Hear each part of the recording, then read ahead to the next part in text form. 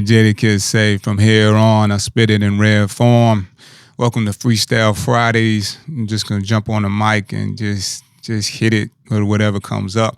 So funny enough, last night, I would say my entry from last night, which I didn't make yet, but it would be that I mopped up the ocean last night, man. I was just straight wrestling with so many different things, and so having some challenges with my allergies and eyes swelling up, and this just some crazy stuff jumping off and trying to get comfortable and take these meds and deal with that. But the funny thing is that I was just thinking through this process, and again reading this book, Grandma's Hands, man, just has such a wealth of knowledge. I'm probably like 1/16 of the way through the book, man. Just keep rereading the different areas, and then they come to life for you. And last night, it absolutely came to life for me. As I'm mopping the ocean, and I was just thinking to myself, wow, like all of these. Remember, in the parts of the book where it's just talking about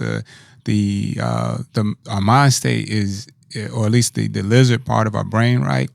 So the precognitive area of the brain, the brain stem, the limbic system, these areas of the brain in which we share with the reptiles in terms of our evolutionary process, that it's only concerned with two things, kind of like a pawn on a chessboard. A pawn on a chessboard has two moves, forward and diagonal, right? And so the three moves for our lizard brain, as he puts it, and is it's really four moves, but the primary three is fight, flight, and freeze, right? But the other move is fawn, right? And so we have these pre-designated moves that they can make, but this system is concerned with whether or not it is dangerous or safe, right? And so oftentimes we're going through these ruminating processes, and we're thinking about things, and what happens is the mind is generating these ideations, and then these ideations generate a response in the body. So whatever the thoughts are, if they're signaling to the body it's not safe, then the body's going to react. The body's going to react like it's not safe. So we're lying awake at night, generating all these thoughts, and these thoughts are going to the body and it's saying it's not safe. How are you going to go to sleep? How you get sleep with the body is like, oh no, you know what I mean? The sky is falling out this piece, and you talk about going to sleep, B? Like, come on, man. So I think it's helpful, through the mindfulness process, just to recognize, hey man, like I am sending a narrative to my system that it's unsafe. Just recognizing that. I am currently, right now, in this moment, I'm sending signals to my body that it's not safe, right? Now, sometimes it's not safe, like literally not safe in that moment, but oftentimes we are relatively safe in that moment, and that we're really battling these complex symbolic threats, right? Not threats to our immediate threats to our physical nature, but symbolic threats to things that we identify with, right? So maybe our stance on life. Maybe we, have some ideas about how this country should be moving right now, or have some ideas of how people should be treating each other.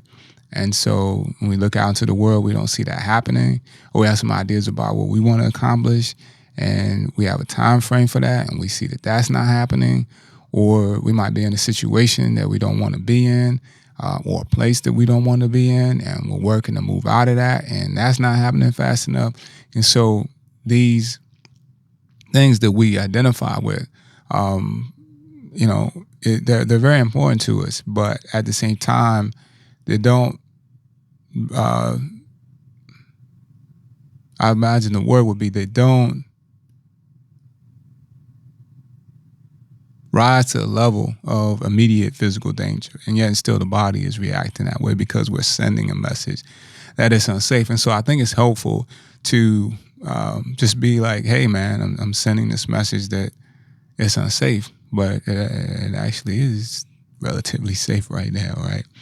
And so I don't exactly know where this is going, but it's just something that I'm working with and something that I thought I should share.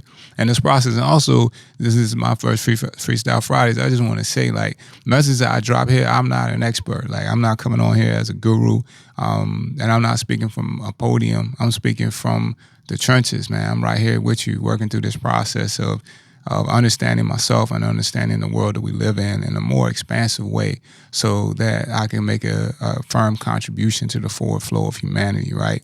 So we don't have to stick to the script of what's shoved in our face. You know, we're all creators here. We all came to create in our own unique way and contribute in our own unique way.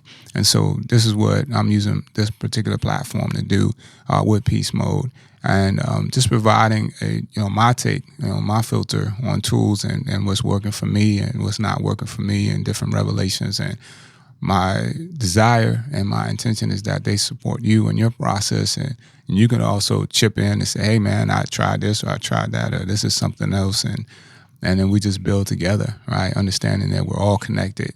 And speaking of which, that's the name of my company is SubiView, Sub-View, like Scooby-Doo, but it represents sub-I view, or sub-I ego, or sub-I like EYE view, understanding that there's an interconnectedness of all things. And so SubiView represents the discipline of seeing the interconnectedness of all things. And so we heal together, you know what I mean?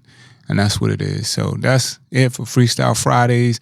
And that's the first time, and it's just raw, man. And my desire is that this supports you in your process of refreshing, rebalancing, and regenerating yourself, and that you have a wonderful, restful, healing type of weekend where you can heal up, reel up, you get back, come rewind, you know what I mean, and get right back to it. So peace and light, Uhuru. We begin in victory, we end in victory. You know what it is. Ashe.